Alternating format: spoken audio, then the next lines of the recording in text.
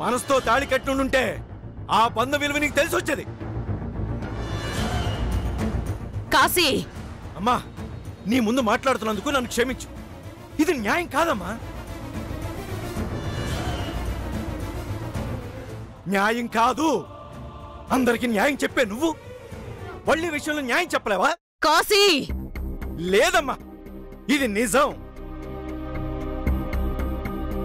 నేను చేసిన తప్పులకి నన్ను వెళ్ళిపోమన్నావు. అది న్యాయమే. దానికి నేను ఒప్పుకుంటాను. ఇది మాత్రం నేను ఒప్పుకోనమ్మా. కాశీ,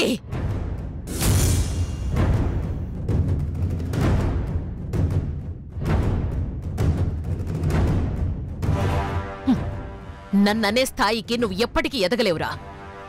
నేను మాటనే నమ్ముతాను, నీలాంటి మనుషుల్ని కాదు. వచ్చిన వాడివి పూజ అయ్యేంత వరకు ఉండి కడుపు నిండా భోంచేసుకుని వెళ్ళు. అంతకు మించి నీకవసరం లేని అధిక ప్రసంగాలు చెయ్యకు. అది నా ముందు.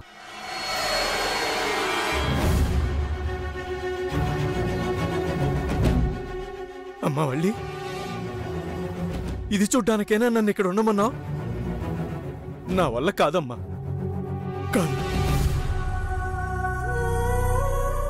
నా వల్ల కాదు. ఏమండి నాన్న, మావయ్య, నాన్న,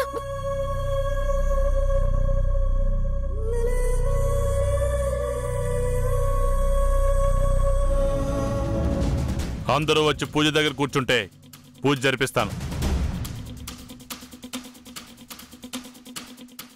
జరగని పూజే కదా.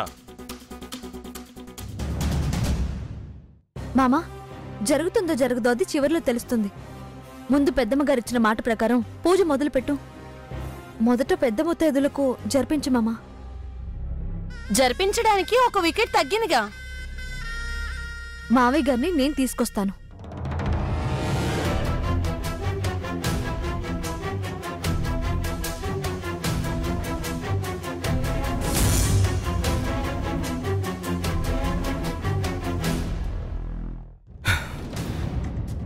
వల్లి మంచిదని చెప్తున్నా ఎవరు వింటం లేదు.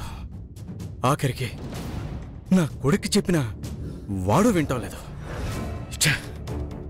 వీళ్ళకి ఎలా బుద్ధి చెప్పాలి? చెప్తాను.